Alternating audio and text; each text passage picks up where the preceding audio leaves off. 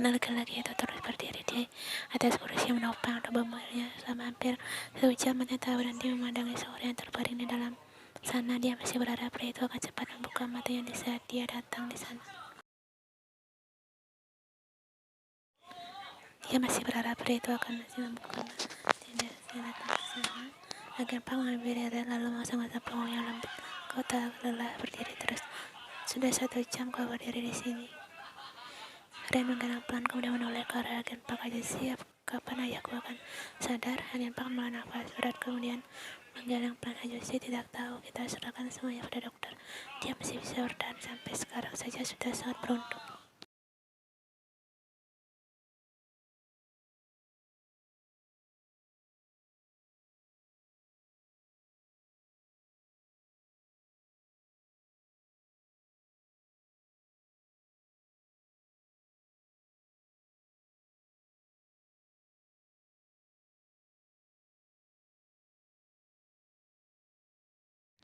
Mereka berdua pun duduk di kursi panjang yang ada di sana. Agen Pak menatap anak laki-laki lucu di sampingnya. Dia memang benar-benar mirip dengan Taeyong, apalagi kalau dilihat dari samping seperti ini. Kau sudah makan, Ren? Tanya agen Pak. Ren menggenang pelan. Belum aja sih, kalau gitu aja sih belikan makanan untukmu. Kau mau makan apa? Agen Pak merangkul bahu Renjen. Apa saja aja sih, aku suka semua makanan. Terima kasih. Baiklah, kalau gitu akan aja sih belikan ayam goreng saja nih, ucap agen Pak kemudian memanggil salah satu anak buahnya. Ren menatap kedua orang pria tinggi berbaju serba hitam di depannya. Setelah orang itu pergi, Ren pun bertanya pada agen Park, Ajusi apakah Ajusi dan mereka semua adalah agen rahasia seperti ayahku?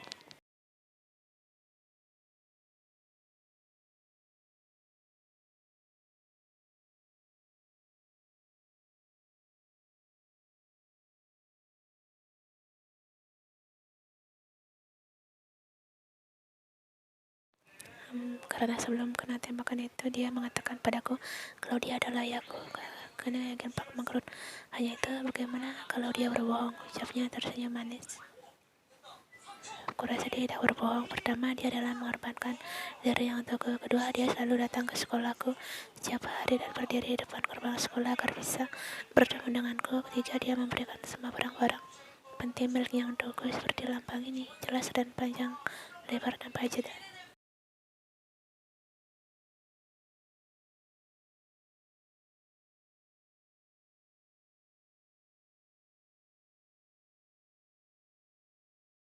Darren tersenyum lebar mendengar pujian itu. Dia senang dianggap seperti ayahnya sang hebat menangkap penjahat. Oh ya, kenapa kau datang ke sini sendiri? Di mana ibumu? Kenapa kau tak datang bersamanya? Tanyakan Pak. Ini adalah salah satu pertanyaan penting baginya. Raut wajah dan langsung berubah sendu. Sebenarnya Mama tak mengizinkanku bertemu dengan apa lagi Ayushi, dan aku datang ke sini semuanya sembunyi tanpa sepengetahuan Mama karena aku ingin bertemu apa. Jelasnya, kenapa ibu melarangmu bertemu dengan apamu? Tanya dan Pak hati-hati.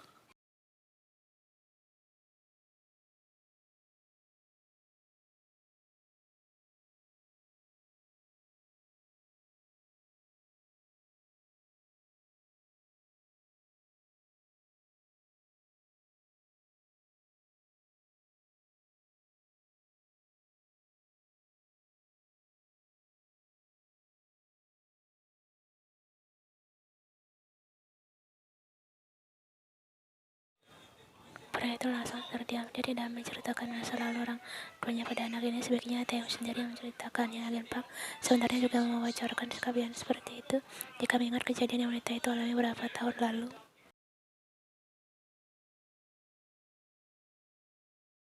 Dan masih menatap pria di sampingnya, berharap mendapat jawaban yang lebih jelas dari rekan ayahnya itu. Sebaiknya kau tanyakan langsung pada ayahmu nanti. Ajusi tidak berhak memberitahunya karena itu masalah pribadi orang tuamu. Dan pun bernafas panjang. Baiklah Ajusi, semoga apa cepat sadar agar aku bisa menanyakan itu padanya. Orang tadi yang disuruh memberikan makanan untuk kalian pun datang membawa kantong berisi makanan. Tuan, ini makanan yang Anda pesan.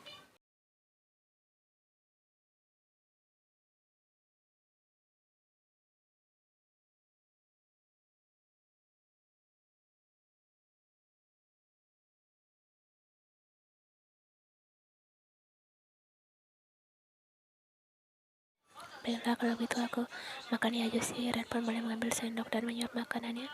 Dengan Pak terasa perhatikan laki-laki itu. Dia benar-benar pemberani datang ke sini seorang diri demi bertemu ayahnya, padahal ibunya sudah melarangnya menemui Taehyung. Sementara itu, seorang guru menelpon Yen dan mengatakan jika Ren menghilang, dan laki-laki itu tak ada di kelasnya di saat jam pelajaran sedang berlangsung. Wanita itu langsung panik dan bergegas melapor ke kantor polisi, namun sesampainya di sana, laporannya ditolak karena masih belum 24 jam.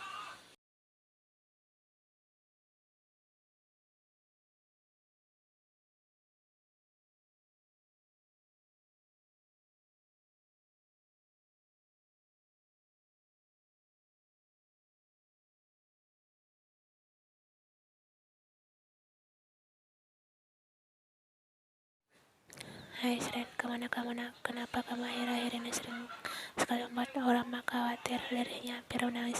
Dia takut terjadi apa-apa pada Ren. Bagaimana jika anak itu diculik oleh musuh Taehyung yang lainnya? Di saat dia sibuk mencari anaknya, sebuah mobil tiba-tiba berhenti tepat di sampingnya. Ia masuk ke sudut pria yang berada di dalam mobil yang ternyata adalah Jin. Wanita itu mengangguk dan langsung masuk ke mobil mewah itu.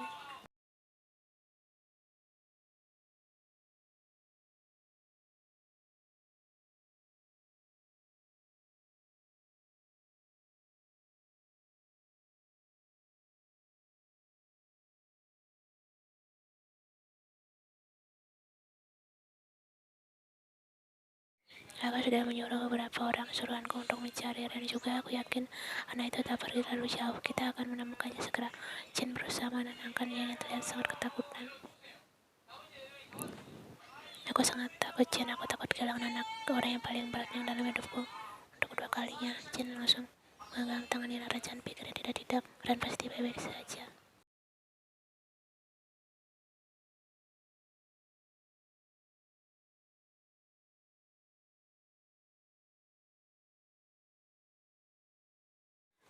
Para dokter tersebut terlihat mengobrol dengan Agenpa, kemudian memasuki ruangan itu dan ingin ikut masuk ke dalam, namun Agenpa menahan tangannya.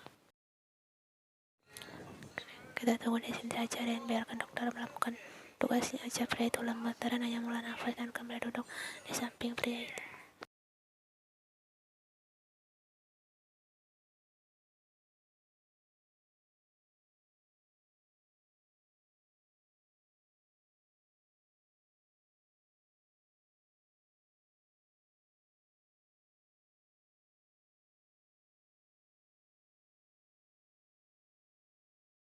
Dokter itu menghela nafas berat kemudian melepas maskernya. Kecil kemungkinan dia bisa selamat atau jantungnya semakin melemah, tapi kami akan melakukannya semaksimal mungkin dengan alat yang kami punya. Tolong lakukan yang terbaik, dok, ucap Agenpa lemah.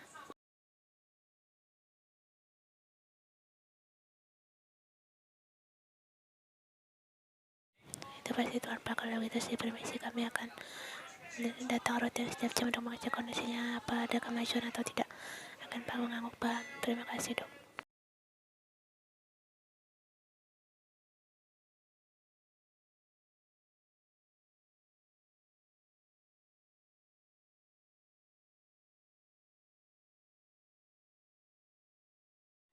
Tapi dokter, ini boleh masuk ke sana, kenapa aku tak boleh? Di dalam dokter sedang mengecek keadaan ayahku, kan aku juga sama. Aku ingin melihat keadaannya dari dekat, ucapan kehidupan yang lebar. Itu beda sayang, dokter masuk karena sedang mengawati ayahmu.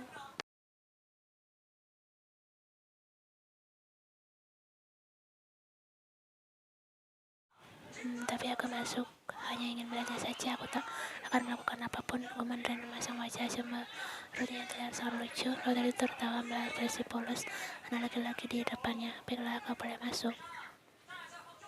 Matahari rendah-rendah mau cincin, aku boleh masuk, dokter, serunya senang.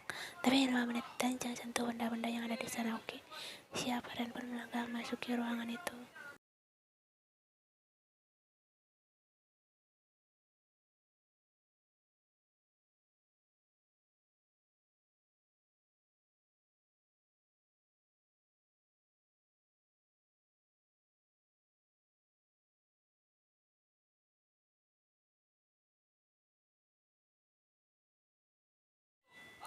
Ren perlahan mendekati pria yang sedang berbaring di tempat tidur itu. Ingat tak ada jarak sedikit pun di antara mereka. Ren sedikit berjanji agar bisa melihat dengan jelas wajah ayahnya. Sangat pucat. Apa bisa mendengarku kan? Buka matamu, apa aku ada di sini? Apa tahu aku datang ke sini sendirian tanpa Oma? Aku anak pemberani kan? Lanjutnya, cepatlah bangun, apa aku ingin bertemu denganmu seperti teman-temanku yang lainnya. Aku juga ingin bertanya kenapa Oma sangat membenci apa.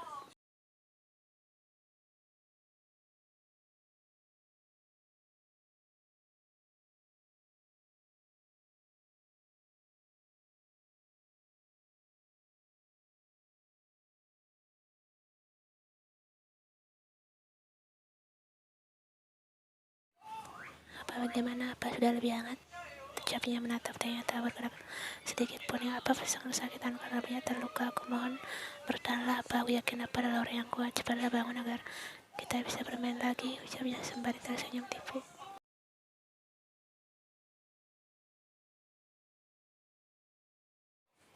Aku ingin terus di sini menemani apa, tapi sepertinya Oma sedang khawatir mencariku. Sejak itu menghela nafas panjang, tapi jika tidak diam-diam ke sini, Oma pasti melarangku menemui apa.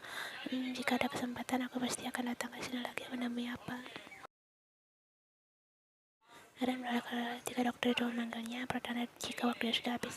Aku keluar ya apa, tidak layangan baikku. Jafar lalu mencium tangan ayahnya dan berbalik pergi.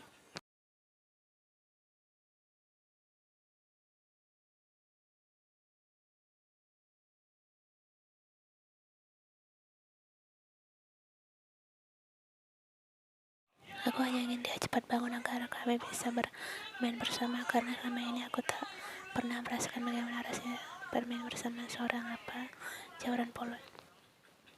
Pada itu terharu mendengar jawaban anak kecil ini. Kalau begitu kau harus banyak berdoa agar ayahmu cepat bangun, mengerti?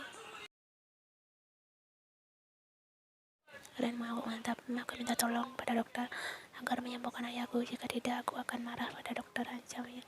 Baiklah, aku akan melakukan yang terbaik untuk ayahmu. Dokter itu kembali mengajak gemas rambut Ren lalu beranjak pergi.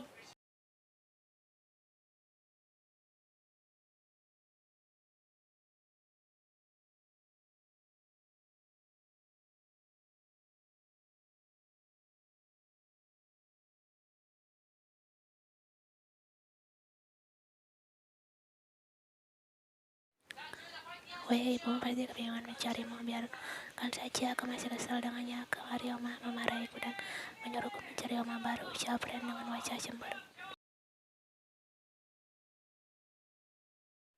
Ibu marah karena dia khawatir padamu, ucap bagian Pak duduk di samping anak itu. Terserahlah apa kata Ajus. Yang jelas sih sekarang aku hanya ingin di sini menemani apa.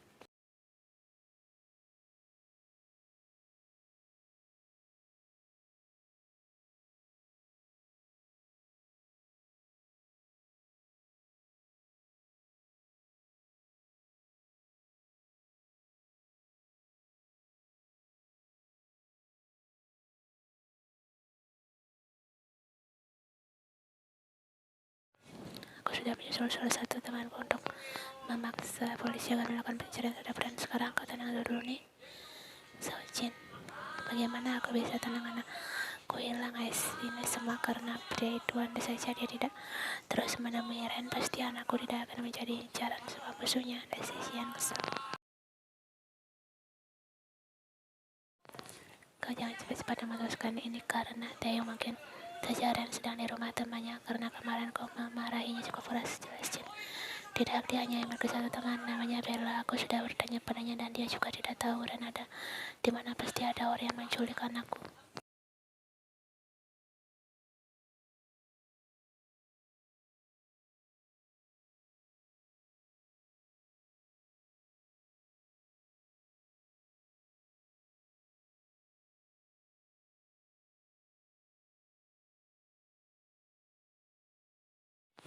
Saat membuka pintu, mereka berdua sangat terkejut melihat seorang pria sedang menggendong Ren yang sedang tidur di pangkuannya.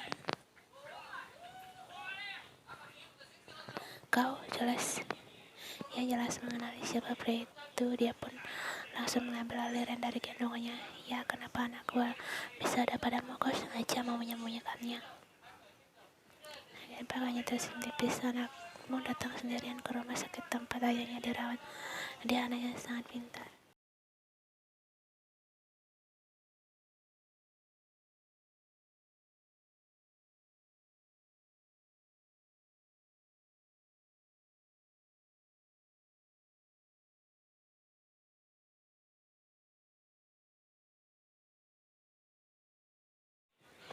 Aku tahu kau sangat membenci Taeyong, tapi aku minta padamu jangan membawa Ren dalam masalah kalian. Meskipun kau dan Taeyong tak mungkin kembali bersama, tapi setidaknya biarkan Ren menemui ayah kandungnya. Dia juga ingin seperti teman-temannya yang lain. Ucap Genpa kemudian beranjak pergi.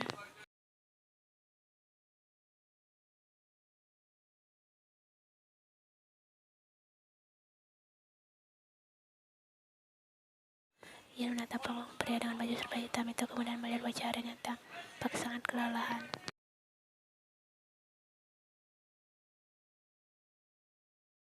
Ian berbaring di samping putranya sudah terlelap, jarinya masak-masak. Lembar wajah anak laki-laki itu mulai muncul perasaan bersalah pada dirinya karena melihat wajah letih Ren.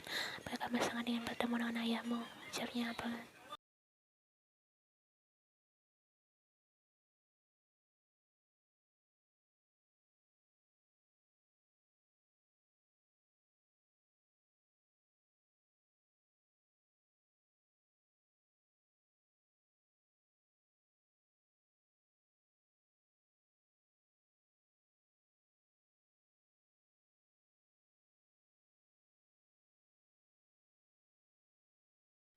Ren perlahan membuka matanya karena mencium aroma masakan yang sangat enak.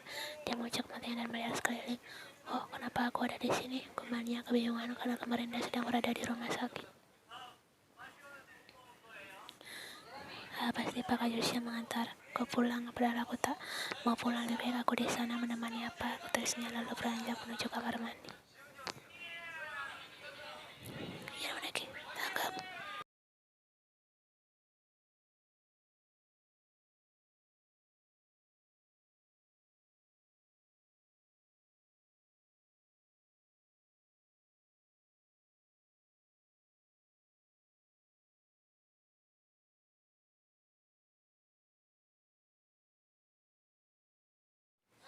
Dan panggilin waktu pintu, kamu sudah mandi nak? Seorang anak itu dari dalam sana. Mau bantu?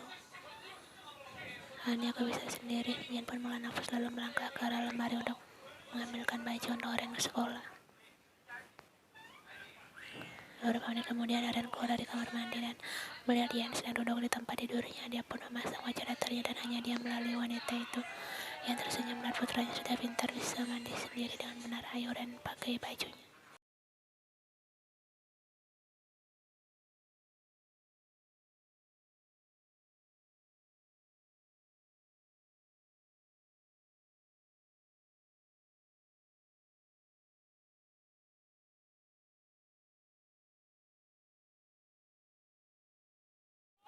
Ren masih bibir mengunyah tanpa ada niat menjawab ucapan ibunya.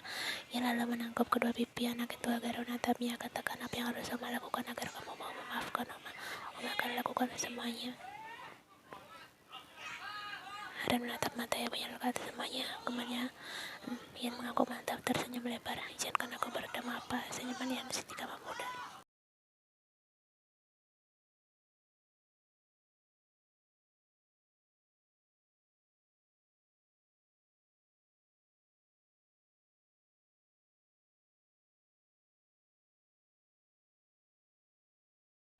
Ia langsung menghilang pelan, jangan pergi sendirian lagi.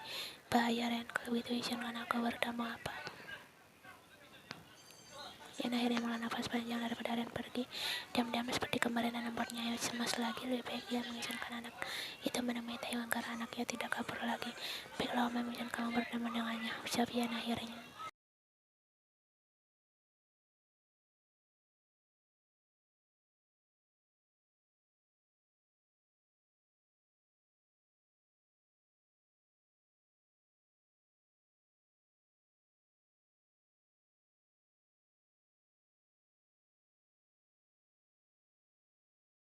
Ren tersenyum dan berlari menghampiri ibunya, memeluk wanita itu dengan manja.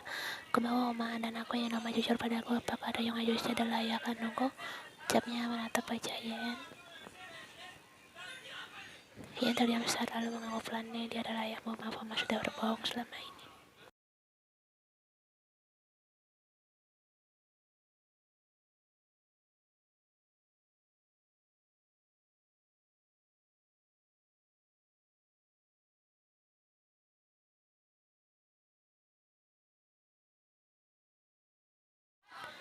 Aku tahu masalah apa yang terjadi antara apa dan Oma, tapi aku jangan aku bertemu dengan apa, meskipun dia tidak ada ketika Oma sedang mengandung dan merawatku. Aku tetap menyayangi Oma sama seperti aku menyayangi Oma. Ia tersenyum asal dan mengangguk pelan. Dia menciumkan Naren lalu mengeratkan pelukannya. Naren, mulai sekarang kamu bebas menemui ayahmu kapanpun kamu mau, tapi kamu harus janji jangan menghilang seperti kemarin lagi. Oma sangat khawatir.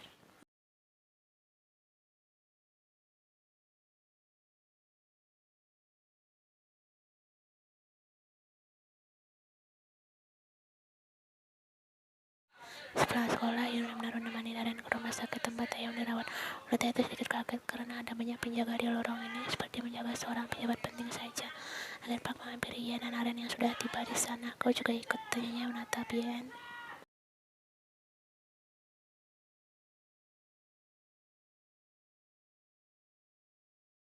Yen mengaku pelan, aku tak mungkin membiarkan anakku datang sendirian lagi ke sini. Oma kacau, Oma harus melihat keadaan apa, ucap dan menarik tangan ibunya mendekat ke arah pintu putih di depan mereka. Ia sedikit kaget karena Ren tiba-tiba menyuruhnya seperti itu. Dengan raga, wanita itu pun melihat ke dalam dari kaca kecil di hadapannya. Matanya langsung melihat pria itu sedang terbaring di sana dengan alat dokter yang memenuhi tubuhnya.